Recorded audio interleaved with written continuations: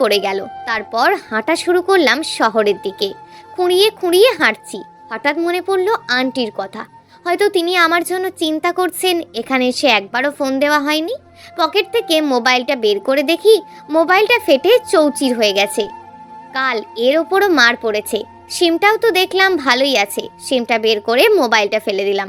প্রায় আধ ঘন্টা হাঁটার পর 1 কিমি রাস্তা পার করলাম। এতটুকু রাস্তা হাঁটতে কতবার যে পড়ে গেছি তা নিজেও জানি না। কোনো গাড়ি নেই। অন্ধকার ফাঁকা রাস্তায় আমি একা একা জোরে জোরে হাঁটার চেষ্টা করে চলেছি। এভাবে চলতে চলতে পিছন থেকে একটা ট্যাক্সি এসে বলল, ভাই কই যাবেন এত ভোরে? ভাই আমি একটু শহরে যাব, নিয়ে যেতে পারবেন? হ্যাঁ অবশ্যই পারবো, কিন্তু ভাড়াটা একটু বেশি দিতে হবে ভাই। আপনাকে একা শহরে নিয়ে যাব তো, পুরো গাড়ি ফাঁকা। আচ্ছা ঠিক আছে, 100 টাকা বেশি দেব, চলেন বসেন ভাই। আমি গাড়িতে বসে শহরে যাচ্ছি। কিছুই ভালো লাগছে না। একবার মনে হচ্ছে আত্মহত্যা করব। এই জীবন আর রেখে কি হবে। আর একবার মনে হচ্ছে আত্মহত্যা করে কি হবে, আত্মহত্যা করেও তো লাভ নেই। বারবার মনে হচ্ছে কোনো এক বন্দি জীবন কাটাই, সেখানেও আমাকে কেউ খুঁজবে না, আমিও কাউকে খোঁজার উপায় পাবো না। কেউ আমাকে অবহেলা করবে না, করবে না কোনো ভুল। এসব ভাবতে ভাবতে মনে পড়ে গেল আব্বুর বলা সেই পুরনো কথাটা, এসব ছেলেদের তো পুলিশে দেওয়া উচিত। আজ হয়তো সময় এসেছে বাবার বলা সেই কথাটার পূর্ণতা পাওয়ার। আমি শহরে চলে এসেছি। 2 ঘন্টা লাগলো। বাড়িতে হয়তো কেউ আমাকে খুঁজছে, আর একটা মানুষ হয়তো মনে মনে খুব শান্তি পাচ্ছে আমি চলে যাওয়াতে। এখানে এসে একটা বাসে চললাম। আর 5 ঘন্টার পথ বাকি। বাসে চড়ে ফিরে যাওয়ার পালা। আমার এই অবস্থা দেখে বাসের সবাই তাকাচ্ছিল। বাস থেকে নেমে গাড়িতে করে আঙ্কেলের বাড়ি চলে আসলাম। আমি খুঁড়িয়ে খুঁড়িয়ে বাড়িতে ঢুকলাম। আন্টি আমার এই অবস্থা দেখে দৌড়ে আমার কাছে আসলো আর বলল, তোর এই অবস্থা হলো কিভাবে রে? কোথায়, কিভাবে অ্যাক্সিডেন্ট করেছিস?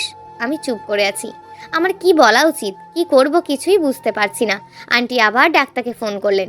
ডাক্তার আসলো, পুরনো ব্যান্ডেজগুলো খুলে ফেললো, সেগুলো রক্ততে ভিজে গেছে। আবার নতুন ব্যান্ডেজ করে দিলেন, আর কিছু ঔষধের নাম লিখে দিলেন। আঙ্কেল অফিসে গেছে, এখনো আসেনি। আন্টি আমার খবর দিতেই তিনি অফিস থেকে দ্রুত চলে আসলেন আর আমার ঔষধগুলো নিয়ে আসলেন। আঙ্কেল এসে আমাকে বলল, এটা কিভাবে হলো বাবা, কিভাবে অ্যাক্সিডেন্ট হয়েছে বাবা? আমি নীরবে চোখের পানি ফেলে বললাম, আমি অ্যাক্সিডেন্ট করিনি আঙ্কেল। তাহলে এসব হলো কিভাবে? আমার ভাই আমাকে মারছে। তোমার ভাই তোমার সাথে দেখা কোথায় ফেলো? আমি বাড়ি গিয়েছিলাম তাদের দেখতে। তারা আমাকে চোর মনে করে মারছে। আমাকে ভালো করে খুলে বলতো, কেউ তো আর এমনি এমনি চোর বলে মারবে না। আমি সব খুলে বললাম। আমি বলছি আর কাঁদছি, আমার চোখ দিয়ে পানি পড়ছে। যারা আমার মৃত্যুর সময় আমার বিপদের পাশে ছিল, তারা তাদের সর্বোচ্চ আদর আর ভালোবাসা দিয়ে আগলে রেখেছে, আমি তাদের বেহায়ার মতন দূরে ঠেলে দিচ্ছি। আমার বিবেক কাজ করছে না। আমার কি করা উচিত, কোনটা ধরা উচিত, কোনটা ছাড়া উচিত, আমি কিছুতেই বুঝতে পারছি না। আমি চিন্তা করতে পারছি না। এখন চিন্তা করলে কেন জানি আমার মাথাটা খুব ব্যথা করে। ইদানিং মাথাটা একটু বেশিই ব্যথা করে। ব্যথার চোটে চিৎকার করে কাঁদতে ইচ্ছে করে। অন্যের বাড়ি বলে পারি না। আর কত অন্যের বাড়িতে থেকে মানুষকে জ্বালাবো। আন্টি ভাত খাওয়ার জন্য ডাকছেন। আজকেও খুব মাথাটা ব্যথা করছে। তারপরেও ভালো থাকার অভিনয় করে আমি ভাত খাওয়ার জন্য গেলাম। ঠিক চেয়ারে বসতে যাব, সেই সময় আবারও অজ্ঞান হয়ে গেলাম। এতক্ষণ কি হয়েছে আমি জানি না। আমি চোখ খুলতেই দেখি হাসপাতালের বেডে শুয়ে আছি। ডাক্তার আঙ্কেলকে বলেছেন বিভিন্ন পরীক্ষা নিরীক্ষা করতে হবে, মাথা নাকি স্ক্যান করতে হবে। ডাক্তারের কথা মতো আঙ্কেল ল্যাবে নিয়ে গিয়ে সব স্ক্যান আর টেস্টগুলো করালেন। ডাক্তার রিপোর্ট দেখে বললেন, মানসিক চাপে থাকার কারণে নাকি আমার ব্রেন ক্যান্সার হয়েছে। ডাক্তার বলেছেন আমার হাতে বেশি সময় নেই, আমি নাকি আর বাঁচবো না। আর এখানে অপারেশন করেও নাকি লাভ হবে না। আমি বেডে শুয়ে আছি।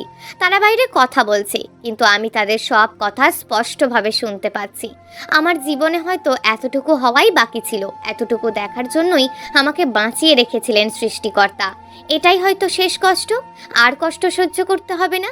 এর চেয়ে আরো বড় কষ্ট থাকলে সেটাও দিও আমায়, কিচ্ছু বলবো না তোমায়। কষ্ট পাওয়ার জন্যই তো দুনিয়াতে পাঠিয়েছো। সবটুকু কষ্ট দিয়ে তারপর নিও। ডাক্তার আমায় সময় দিয়েছে। এবার অন্তত সব কিছু থেকে মুক্তি পাওয়ার সময় তো এসে গেছে। আজ সময় এসেছে অবহেলা, অবিশ্বাস আর ভালোবাসার প্রহর শেষ হওয়ার। আজ থেকে কারোর কাছে ভালোবাসা পাওয়ার জন্য হাত পাতবো না। কাউকে দেখার জন্য আর নিজের বাড়িতে উঁকি দিয়ে চোর হওয়ার সাজা পাবো না। কাউকে আর বলবো না আমার জীবনের গল্প। আমি বেডে শুয়ে আছি। আঙ্কেল আমার সামনে আসলেন আর চোখ দুটো ছলছল করছে। তাকে দেখে মনে হচ্ছে এখনই চোখ দিয়ে ঝরঝর করে পানি নামবে। আঙ্কেল কোনো কথা বলছে না, আমার সামনে দাঁড়িয়ে আমার মুখের দিকে তাকিয়ে আছে। আমি বাস্তবতা ভেঙে বললাম, আমার চলে যাওয়ার সময় হয়েছে তাই না আঙ্কেল? এবার সত্যি সত্যি কেঁদে দিয়ে বললেন, আমি তোর জন্য কিছু করতে পারলাম না বাবা। কে বলেছে আঙ্কেল? আপনি আমার জন্য অনেক করেছেন, যার দাম আমি আপনাকে সারা জীবন গোলামি করেও দিতে পারবো না। ছি বাবা, এসব বলে আমাকে ছোট করো না। আঙ্কেল, আমার ভুল ত্রুটিগুলো ক্ষমা করে দিন, আমাকে মাফ করে দেবেন। তুমি তো কোনো ভুলই করনি বাবা, ক্ষমা কিভাবে করব? করেছি আঙ্কেল, অনেক করেছি, না হলে কি আজ আমার এই দিন দেখতে হতো? আঙ্কেল একটা কথা রাখবেন? বলো বাবা। বাড়ি থেকে আমার মোবাইলটা আনার ব্যবস্থা করে দেবেন? আমার ছোটবেলার বন্ধুটার সাথে একটু কথা বলবো, অনেক দিন তার সাথে কথা বলিনি, তার সাথে শেষবারের মতন কথা বলতে চাই। তুই এখানে থাক, আমি আধ ঘন্টার মধ্যে নিয়ে আসছি বাবা। আঙ্কেল ফোন নিয়ে এসছে, আমাকে দিয়ে ঘর থেকে বের হয়ে গেল আর বলল কথা বলা শেষ হলে তাকে যেন ডাকি। আমি ফোন দিলাম আমার সেই ছোট্টবেলার বন্ধুটাকে। ফোন দিতেই সে ফোন ধরলো, সালাম দিয়ে সে সালামের জবাব দিয়ে বলল, কে নিলয়? হ্যাঁ রে, আমি তোর সেই হতভাগা বন্ধু। কেমন আছিস রে? অনেকদিন পর ফোন দিলি, তোর সাথে বারবার এমন কেন হয় রে? জানি না রে। জানিস, আজকে আমি খুব খুশি, আমি চলে যাচ্ছি। তাই বুঝি? তা কই যাচ্ছিস শুনি? দোস্ত, আমি ওপারে চলে যাচ্ছি, আমার ভিসা হয়ে গেছে দোস্ত। ডাক্তার আমাকে 24 ঘন্টা সময় দিয়েছে। এই নিলয়, তুই এসব কি বলছিস নিলয়? তুই এসব বানানো কথা আমাকে বলিস না রে, আমার খুব কষ্ট হয়। দোস্ত, আমি সত্যি বলছি রে, তোর জীবন থেকে আর একটা বন্ধু চলে যাবে রে, আর আমার জীবন থেকে পুরো পৃথিবীটাই চলে যাবে। দোস্ত, দোয়া করিস তুই এপারে ভালো থাকিস, আর তুই এই হতভাগার জন্য দোয়া করিস। এই, তুই এসব কি বলছিস আবোল তাবোল? হ্যাঁ রে, আমি সত্যিই বলছি। আমি তোকে কোনোদিন মিথ্যা বলেছিলাম? তুই বল। আর আমার শেষ জীবনে আর একটা কাজ করে দিতে পারবি? কেঁদে কেঁদে বলল, হ্যাঁ পারবো, বল। আমার হয়ে বাবা মায়ের কাছে একবার ক্ষমা চেয়ে নিস, যদি ক্ষমা করে দেয় তাহলে মরেও আত্মাটা শান্তি পাবে। তাদের সামনে যাওয়ার সময় আর সুযোগ আমার হাতে নেই রে। বলেই ফোনটা কেটে দিলাম। আমার চোখ দিয়ে নিঃশব্দে পানি গড়িয়ে পড়ছে। আমি এখন কি করব বুঝতে পারছি না। আমার মাথা ব্যথাটাও যেন বেড়েই চলেছে, চাইলেও আর কিছু করতে পারছি না। ইতিমধ্যে আন্টিও চলে এসেছে আমাকে দেখার জন্য। ছোট্ট বোনটা ভাইয়া ভাইয়া বলে জড়িয়ে ধরলো। আন্টি আমাকে দেখে কাঁদছে। আগেই আমার সন্দেহ হয়েছিল এত ভালোবাসা আমার সহ্য হবে না, কোনো এক অজানা কারণে ভেঙে যাবে, কিন্তু এবার সম্পর্কটা ভাঙবে না। সম্পর্কের মধ্যে ভালোবাসার মানুষটিকেই উঠিয়ে নেবে। আমার সময় যেন কমে আসছে, চোখে ঘুম ঘুম ভাব চলে আসছে, চোখ দুটো বন্ধ হয়ে আসছে, চাইলেও আর আটকাতে পারছি না। আমার পাশে আঙ্কেল আন্টি ছোট্ট করে বসে কাঁদছে। আমার পাশে আঙ্কেল আন্টি আর ছোট বসে কাঁদছে। জীবনের শেষবারের মতন তাদের বাবা মা বলে ডাকলাম আর বললাম, মা, আমাকে বিদায় দাও। বারবার মনে হচ্ছে এই চোখ দুটো যেন আর সত্যি সত্যি খুলবে না। আজ 3 দিন পর আমার জ্ঞান ফিরল এবং নিজেকে একটা উন্নত হসপিটালে আবিষ্কার করলাম। মাথায় ব্যান্ডেজ করা, আগের মতন মাথায় তেমন একটা ব্যথা নাই। একটু পর আমার বন্ধুটা আসলো, বলল, নিলয় কেমন আছিস তুই? আমি বললাম, ভালো, এবং আগের মতন মাথার যন্ত্রণাটাও এখন নেই। আচ্ছা একটা কথা বলতো, আমি এখন কোথায়, আর আমি মৃত্যুর হাত থেকে বেঁচেই বা গেলাম কি করে? লক্ষ্য করলাম একটু পরেই দরজা খুলে কে জানি ভিতরে প্রবেশ করলো, এবং যা দেখলাম তা নিজের চোখে বিশ্বাস করাতে পারলাম না। বললাম, ভাবি আপনি? হ্যাঁ রে নিলয়, আমি। কেমন আছিস তুই? আমার জন্যই আজ তোর এই অবস্থা। ভাই, তুই আমাকে ক্ষমা করে দিস। জানি এর কোনো ক্ষমা হয় না, কি করব বল, রাগের মাথায় এসব করে ফেলেছি। ভাবি তার সব দোষগুলো মাথা পেতে নিল। আমারও খুব কষ্ট হচ্ছে ভাবির কান্না দেখে। আমি আর নিজেকে ঠিক রাখতে পারলাম না। ভাবিকে ডাক দিয়ে পাশে বসিয়ে তার হাত দুটো ধরে বললাম, ভাবি, আজ আমি অনেক খুশি যে আপনি আপনার ভুলগুলো বুঝতে পেরেছেন। কথাগুলো শুনে ভাবি আবারও আমাকে জড়িয়ে ধরে কান্নাকাটি শুরু করে দিল। আমি ভাবিকে জিজ্ঞেস করলাম, বাবা কই? বাবা আসেনি? আসলে নিলয় যখন শেষবারের মতন আবিরের অর্থাৎ নিলয়ের বন্ধুর কাছ থেকে ফোনে কথা বলে বিদায় নিচ্ছিল পরপারে যাওয়ার জন্য, তখনই আবির এই অবস্থার কথা শুনে নিলয়ের কাছে ছুটে আসে এবং ওই আঙ্কেলের কাছ থেকে সব কিছু শোনার পর নিলয়কে উন্নত চিকিৎসার জন্য সিঙ্গাপুরে নিয়ে আসা হয়। এবং তাকে উন্নত চিকিৎসা ব্যবস্থা করা হলো। নিলয়কে আইসিইউতে রাখা হলো। এদিকে আবির নিলয়ের ভাবিকে ফোন দিয়ে সব ঘটনা খুলে বলল এবং নিলয়ের ভাবি তার সমস্ত অপরাধগুলো মাথা পেতে নিল। নিজে নিজে ভাবতে লাগলো আর না, তার একটা পাপের প্রায়শ্চিত্ত করা দরকার। তাই নিলয়ের পরিবারকে সব বিষয় খুলে বলল এবং সেই সমস্ত কথা শুনে তাদের পরিবারে বিশাল একটা শোরগোল সৃষ্টি হয়ে গেল। সবাই কান্নাকাটি করছে। এদিকে এই সমস্ত কথা শুনে নিলয়ের বাবার পায়ের মাটির নিচ থেকে মাটি সরে যাচ্ছে এমন অবস্থা। নিলয়ের বাবা নিজে নিজে কাঁদছে আর বলছে, নিলয় বাবা তুই কই? আমি না বুঝি তোর উপর অনেক অত্যাচার করেছি বাবা, তুই আমাকে ক্ষমা করে দিস, আমাকে ক্ষমা করে দিস। আর এই সমস্ত রায়সা শুনে নিজেকে আর ঠিক রাখতে পারলো না। একা আনমনে ফুপিয়ে ফুপিয়ে কাঁদছে আর নিলয়ের কথাই ভাবছে। সে নিজেকেই অপরাধী ভাবছে। সে চাইলেই সেদিন নিলয়কে বিশ্বাস করতে পারত, কিন্তু সে তা করেনি। সেও নিলয়কে ফিরিয়ে দিয়েছে। কিন্তু আজ রায়সা চিৎকার করে নিলয়কে বলছে, বড্ড ভালোবাসি রে তোকে, প্লিজ আর একটিবার আমার কাছে ফিরে আয়, কথা দিচ্ছি তোকে আর কখনো অবিশ্বাস করব না। প্লিজ নিলয়, আর একটা সুযোগ দে আমায়, প্লিজ ফিরে আয়। এই বলি আবার ফুপিয়ে ফুপিয়ে কাঁদছে। এদিকে নিলয়ের বাবাকে তাড়াতাড়ি করে হাসপাতালে নিয়ে যাওয়া হলো এবং তাকে চিকিৎসাধীনে রেখে নিলয়ের ভাই আর ভাবি নিলয়ের উদ্দেশ্যে সিঙ্গাপুরে চলে আসলো এবং নিলয়ের বাবাকে দেখাশোনার জন্য রায়সা এবং নিলয়ের মা থেকে গেল। আমরা সবাই দেশে ফিরলাম। এসে আঙ্কেল এবং আন্টির বাসায় আসলাম। মানে আমার বাবা মায়ের মতন আদর করে নতুন একটা পৃথিবী সাজিয়ে দিয়েছিল। তাদের জন্যই হয়তো আজ বেঁচে আছি। আমি গ্রামের বাড়িতে যাওয়ার জন্য তাদের কাছ থেকে বিদায় নিলাম এবং বাবা মাকে বললাম, আমি তোমাদের কাছে খুব তাড়াতাড়ি ফিরে আসব, নিজেদের খেয়াল রেখো কেমন।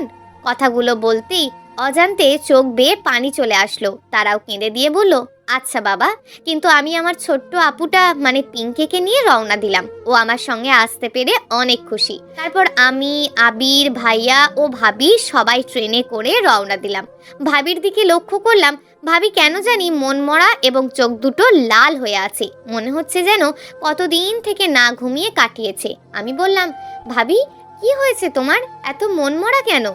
না কই কিছু না তো। কিছু না তো বললেই হলো। ভাবি আমি তোমাকে চিনি, কতটা আপন ছিলে। তোমার কি হয়েছে আমি বুঝবো না? কথাটা শেষ না করতেই ভাবি আমাকে কান্না অবস্থায় জড়িয়ে ধরে বলল, নিলয় তুই এখনো আমায় এতটা ভালোবাসিস, কিন্তু দেখ আমি তোর ভালোবাসাটার মূল্য দিতে পারিনি রে। আমি আর কখনো এমনটা করব না। শেষবারের মতন ক্ষমা করে দিস। একটু পরেই আমরা বাসায় এসে পৌঁছলাম। দেখি সবাই আমার জন্য অপেক্ষা করছে। বাবা মা এসেই আমাকে জড়িয়ে ধরলো এবং কেঁদে দিয়ে বলল, নিলয় আমাদের ক্ষমা করে দিস বাবা, তোর সাথে এমনটা আর কখনোই করব না। বাবা মাকে বললাম, নিলয়কে ঘরে নিয়ে যাও। আমি ঘরে এসেই মাকে বললাম, সবাইকে দেখছি কিন্তু রায়সা কই, ওকে তো দেখছি না। ও কই মা? মা বলল, জানি না কোথায়। আমার মন খারাপ হতে লাগলো। সবাই আসলো, রায়সা এখনো আসলো না। ওর আবার কিছু হয়নি তো? আমি আর পিঙ্কি বাহির হয়ে চাচির কাছে গেলাম। বললাম, রায়সা কই? চাচি বলল, নিলয় বাবা সকাল থেকে কেন জানি রাইসার মন খারাপ ছিল। তুমি আসার একটু আগে কোথায় জানি বেরিয়ে গেল, বলতে পারছি না বাবা। এইবার বুঝতে বাকি রইল না রাইসা কোথায় আছে। রাইসা আমার ওপর অভিমান করলে নদীর তীরে এসে আনমনা হয়ে দাঁড়িয়ে থাকতো আর আমি এসে মহারানীর মান ভাঙাতাম। এইবার আমি আর পিঙ্কি নদীর তীরে গেলাম। দেখি একটা মেয়ে নদীর তীরে দাঁড়িয়ে আছে। আমার আর বুঝতে বাকি রইল না ওটাই রাইসা। আমি পিছন থেকে ওকে গিয়ে জড়িয়ে ধরলাম। ও চমকে উঠলো আর আমার কাছ থেকে নিজেকে ছাড়িয়ে নিতে চেষ্টা করলো, কিন্তু আমি জোর করে ধরতেই আর নিজেকে ছাড়াতে পারলো না। আমি বললাম, আগে বল আমি কে, তারপর তোকে ছাড়বো। আমার কণ্ঠস্বর আর আলতো ছোঁয়ায় ও আমাকে ঠিকই চিনতে পেরে গেছে। রায়সা বলছে, এই গাধা আমাকে ছাড়বি? আমি বললাম, না ছাড়বো না।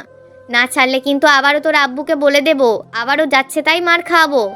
আমি তো আবারও রীতিমতন ভয় পেয়ে গেলাম। না, এইবার আর ভয় পেলে চলবে না। সাহস করে রায়সাকে বললাম, তুই যদি আবারও আব্বুকে বলে দিস, এবার কিন্তু সত্যি সত্যি মরে যাব এবং তোর কাছ থেকে সারা জীবনের জন্য অনেক দূরে চলে যাব, চাইলেও আর ফিরতে পারবো না। রায়সা ভয় পেয়ে গিয়ে আমাকে আরো শক্ত করে জড়িয়ে ধরে কাঁদো কাঁদো অবস্থায় বলল, তোকে কোথাও যেতে দেব না। আমি তোকে আর হারাতে চাই না, প্লিজ আমাকে ছেড়ে যাস না। আমিও তাকে শক্ত করে জড়িয়ে ধরলাম আর এভাবেই অপূর্ণ ভালোবাসাটা পূর্ণতা পেল। প্রিয় দর্শক, যদি আজকের গল্পটি আপনাদের ভালো লেগে থাকে তাহলে ভিডিওটিতে অবশ্যই একটি লাইক করে আপনার মূল্যবান একটি কমেন্ট করুন। আর হ্যাঁ, চ্যানেলটিকে যদি সাবস্ক্রাইব করে না রাখেন তাহলে চ্যানেলটিকে অবশ্যই সাবস্ক্রাইব করে আমাদের পাশে থাকুন।